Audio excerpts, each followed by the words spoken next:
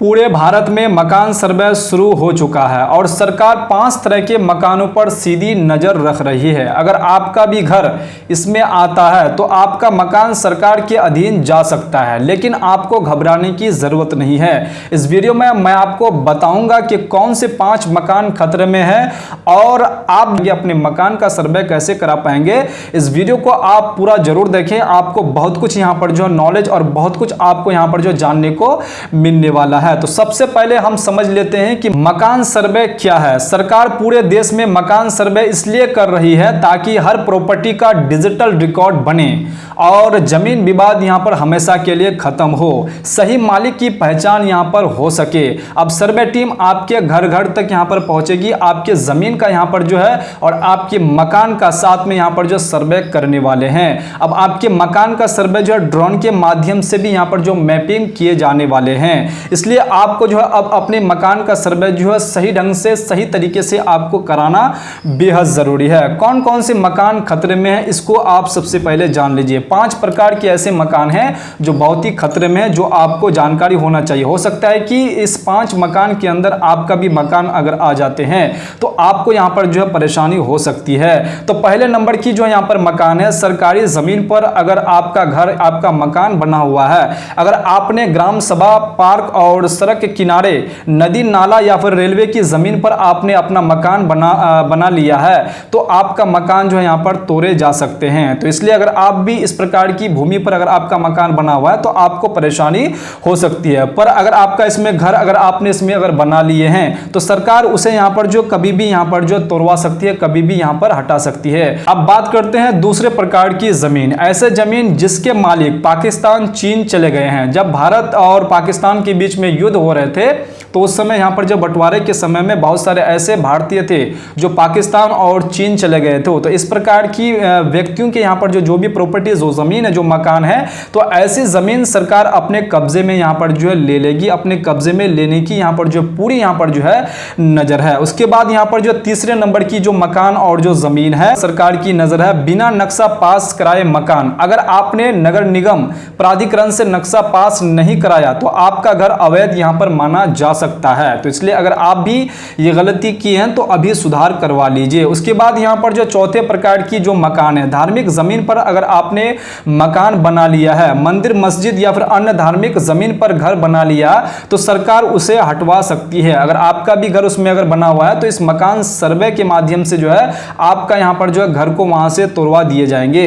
उसके बाद यहां पर जो आखिरी और सबसे इंपॉर्टेंट 5वें नंबर की जो मकान है, फर्जी नाम या फिर बिना मालिक का यहां पर जो अगर मकान अगर है और आप उसमें रह रहे हैं तो इस प्रकार के भी मकान पर जो है सरकार जो है यहां पर तोड़ देगी। अगर घर किसी ऐसे व्यक्ति के नाम पर है जिनका कोई अस्तित्व नहीं है, जिनका कोई यहां पर जो रिकॉर्ड नहीं है, तो सरकार उस प्रॉपर्टी को, उस मकान को अपने अधीन यहां पर जो है ले लेगी। अब बात करते हैं उन व्यक्तियों का जिनका घर गांव में है और सड़क के बगल में है। तो सरकार जो है गांव के सड़कों को चौड़ीकरण करने के लिए यहां पर जो है बोले गए हैं कि अगर आपका भी घर सड़क के बगल में है तो आपका घर यहां पर तोड़ा जा सकता है। तो इसलिए आपको यहां पर घबराने की जरूरत नहीं है।